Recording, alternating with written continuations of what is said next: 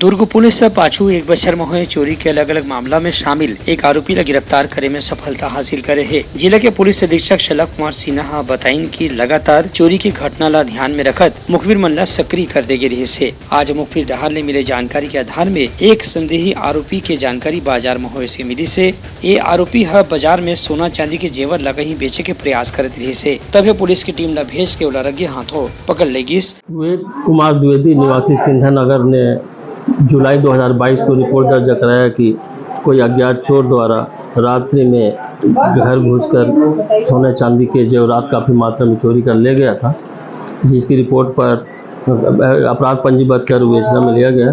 श्रीमान पुलिस अधीक्षक महोदय द्वारा सिविल टीम एवं थाना मोहर की टीम गठित कर आरोपी एवं माल मुलजिम की पता तलाश हेतु टीम गठित की गई थी। दौरान पता तलाश के जरिए मुखबिर सूचना मिली कि मालवीय नगर चौक में एक व्यक्ति सोने जेवरात बिक्री करने घूम रहा है, तो हुलिया के बताए अनुसार घेराबंदी कर उससे पूछताछ किया गया। पूछताछ करने पर अपराध स्वीकार किया एवं अपना